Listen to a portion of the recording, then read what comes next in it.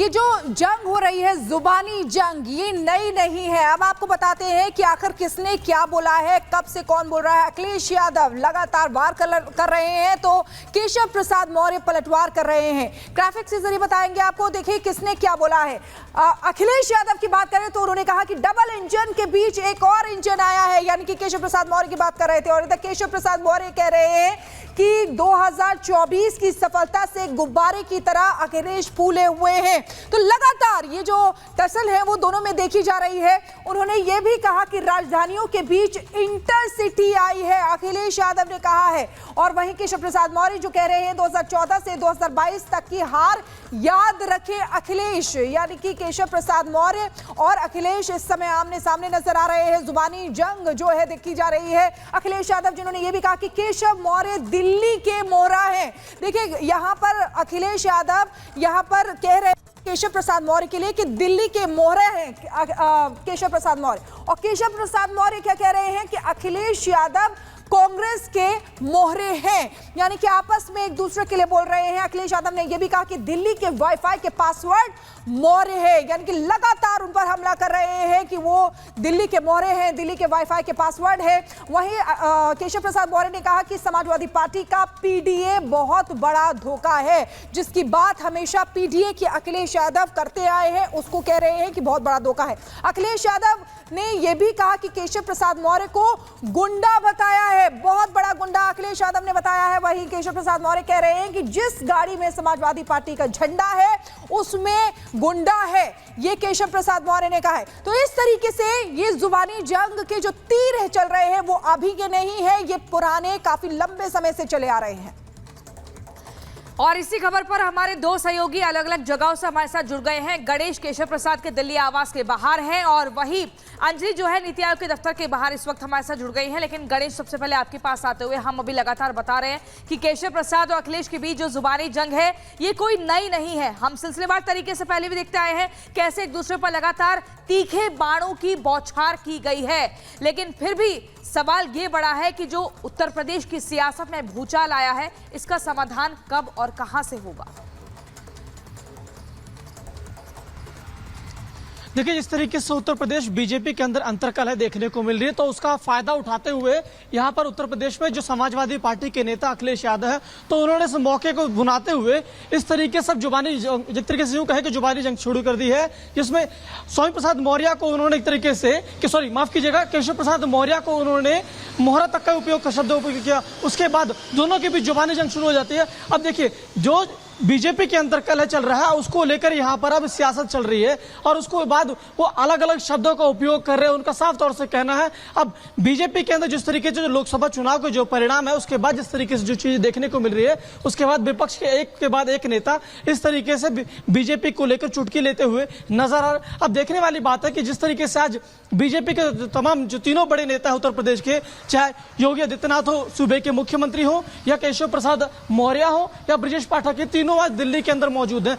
जिस तरीके से जो अंतरकलह बीजेपी के अंदर देखने को मिल रही है, क्या ये अंतरकलह अब खत्म होगी या अब इसके बाद यूं ही आगे बढ़ेगी, ये यहाँ पर आज देखने वाली बात होगी। क्योंकि आने वाले दिनों में उत्तर प्रदेश के अंदर उपचुनाव भी है और अगर इस तरीके से आगे बढ़ती रही तो उत्तर प्रदेश के अंदर जो उपचुनाव हो उसको अंदर बीजेपी को भी खामियाजा भुगतने को देखने को मिल सकता है। क्योंकि लोकसभा चुनाव के बाद इस तरीके से अंतरकलह लगातार देखने को मिल रही है।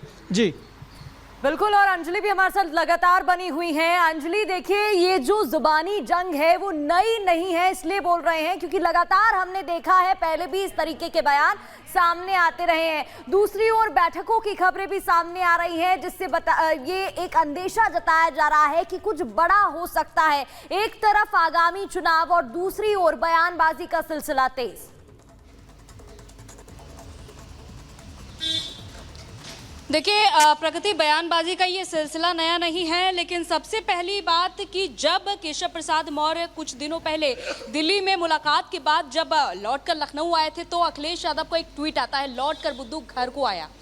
एक के बाद एक लगातार जो दोनों एक दूसरे पर ट्वीट करके आरोप लगा रहे हैं, तंज कस रहे हैं, उससे ये समझा जा सकता है कि अखिलेश यादव अपने समर्थकों को, क्योंकि अपने आप को पिछड़ा वर्ग का नेता भी कहते हैं अखिलेश यादव, और दूसरी तरफ केशव प्रसाद मौर्य भी पिछड़ों का नेता माने जाते हैं। तो ऐसे में अखिलेश यादव अपने समर्थकों को ये संदेश देने की भी एक तरीके से कोशिश कर रहे हैं कि बीजेपी में केशव प्रसाद मौर्य यानी कि पिछड़ा वर्ग के नेता के साथ ही जब सही नहीं हो रहा है तो इससे पिछड़ा वर्ग की स्थिति समझी जा सकती है। ये संदेश एक तरीके से समझा जा सकता है और इसी बहाने यानी कि एक के बाद अखिलेश यादव जो ट्वीट कर रहे हैं, इसी बहाने पीडीए को और मजबूत करने की कोशिश में पहले से ही जुट गए हैं, जहां की विधानसभा उपचुनाव भी होने उत्तर प्रदेश में। हालांकि मीटिंग का दौर भी जारी है। आज सीएम योगी आदित्यनाथ पीएम मोदी से मुलाकात करेंगे और संघ के बड़े नेताओं से मुलाकात करेंगे। देखना होगा कि उस मुलाकात के बाद क्या कुछ निकलकर सामने आता है, क्योंकि इससे पहले संगठन और तमाम बड़े 200 नेताओं के साथ सीएम योगी आदित्यनाथ ने मुलाकात की थी और उस मुलाकात के बाद जो कुछ चर्चा में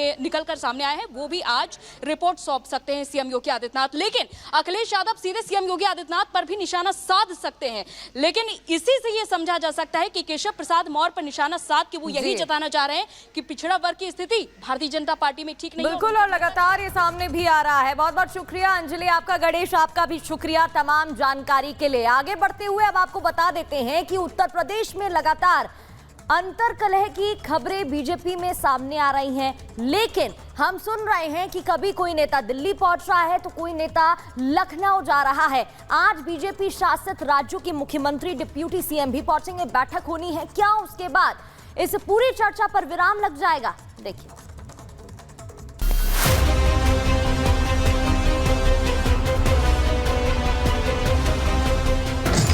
दिल्ली में दो बड़ी बैठकें हैं। एक बैठक नीति आयोग की है जिसमें सभी राज्यों के मुख्यमंत्रियों को बुलाया गया है, तो वहीं दूसरी मीटिंग में बीजेपी शासित राज्यों के मुख्यमंत्री और डिप्टी सीएम शामिल होने वाले हैं। लेकिन नीति आयोग की बैठक से ज्यादा सभी की निगाहें बीजेपी की बैठक पर हैं। इसकी वजह पिछले कुछ दिनों से यूपी में जारी सियासी उठापटक है। इसी हलचल के बीच यूपी के मुखिया योगी आदित्यनाथ फुल होमवर्क के साथ दिल्ली आ चुके हैं, तो डिप्टी सीएम केशव प्रसाद मौर्य और ब्रजेश पाठक भी दिल्ली में ही हैं। और अफवाहों के बीच सीएम योगी और बीजेपी के राष्ट्रीय संगठन महामंत्री बीएल संतोष के बीच मुलाकात हुई। सूत्रों के मुताबिक इस मुलाकात में राजनीति को लेकर चर्चा हुई है। मुलाकात ऐसे वक्त में हुई है जब सरकार बनाम संगठन की बहस के बीच सियासी उथल-पुथल मची है। हालांकि यूपी के प्रदेश अध्यक्ष भूपेंद्र चौधरी इसे कोरी अफवाह के साथ विपक्ष का फेक नैरेटिव करार दे रहे हैं। मुझे विश्वास है कि उत्तर प्रदेश की जनता का विश्वास हम लोग, सीएम बदलने की चर्चाएं चल रही है उसको लेकर नहीं, ऐसा कुछ नहीं। विपक्ष ने एक नेगेटिव एजेंडा सेट करके लोगों को गुमराह करने का काम किया और उसी का ये परिणाम। लेकिन धीरे धीरे प्रदेश की जनता सारे विषयों को समझ रही है। इस वक्त यूपी के तीनों बड़े नेता दिल्ली में डेरा डाले हुए हैं, लेकिन सीएम योगी के आलाकमान से मुलाकात की भी खबरें हैं। सीएम योगी पीएम मोदी और अमित शाह से मुलाकात कर सकते हैं। पिछले कुछ दिनों में मुख्यमंत्री योगी आदित्यनाथ ने विधायकों, सांसदों और संगठन से जुड़े लोगों से बात की है और हो सकता है कि मोदी से मुलाकात में मौजूदा हालातों का फीडबैक दे, साथ ही आगामी उपचुनाव को लेकर भी तैयारियों के बारे में जानकारी दे सकते हैं। कुल मिलाकर एक तरफ दिल्ली में बैठकों का दौर है तो दूसरी तरफ मुलाकातों का सिलसिला बरकरार है। हर बैठक और मुलाकात का मुद्दा तय है। Bureau report, Republic Bharat.